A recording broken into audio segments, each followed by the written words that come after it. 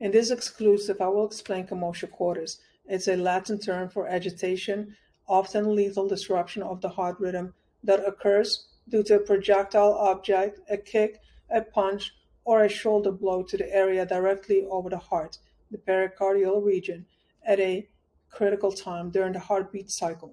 In this video, you will see an example of the most recent event. How to act, how to treat to increase the survival rate among young, healthy, fit, competitive students and professional athletes. Cincinnati Bengals receiver at Monday night's NFL game. Hamlin, the Buffalo Bills safety, was hit right in the chest. He got up, wobbled for a second, then collapsed. All right, that's an example of commotio cordis, an unexplainable sudden heart attack following a shoulder to the star player's chest. Knocked him cold.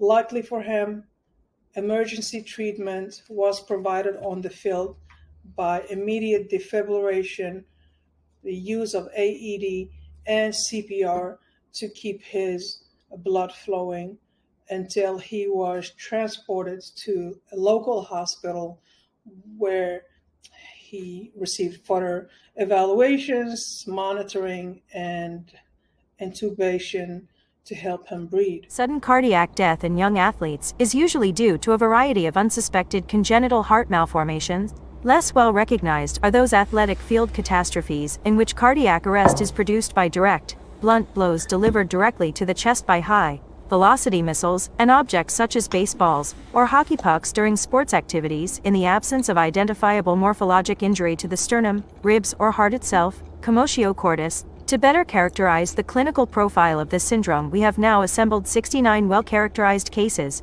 including 34 occurring during organized competitive athletics and 35 that occurred during informal recreational sports at home, school or the playground, or during other non-sporting activities. Ages ranged from 1 to 38, mean 12, with 70% 16 years old. The most common sports involved were youth baseball and equals 39, softball and equals 7, and ice hockey and equals 7, but with 3 each in football and soccer and 2 each in karate and rugby. Chest blows were produced in 52, 75%, by a projectile that was part of the game itself, such as baseballs or hockey pucks.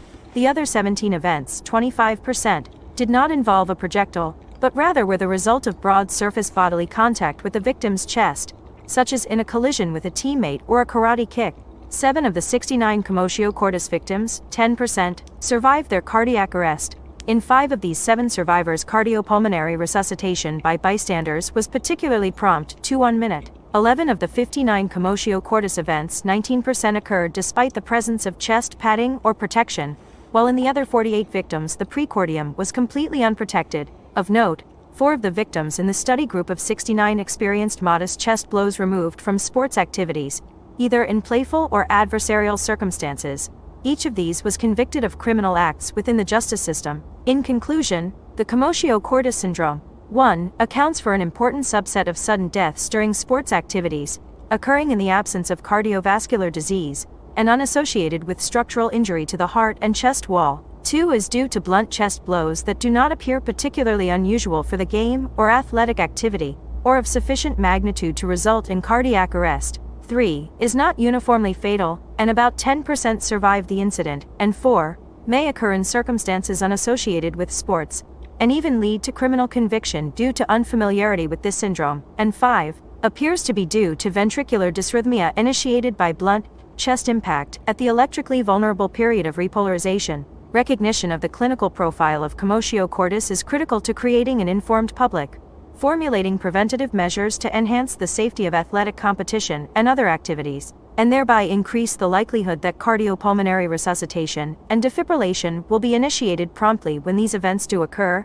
thereby advancing the possibility of survival. Manuscripts, Mariem, B.J.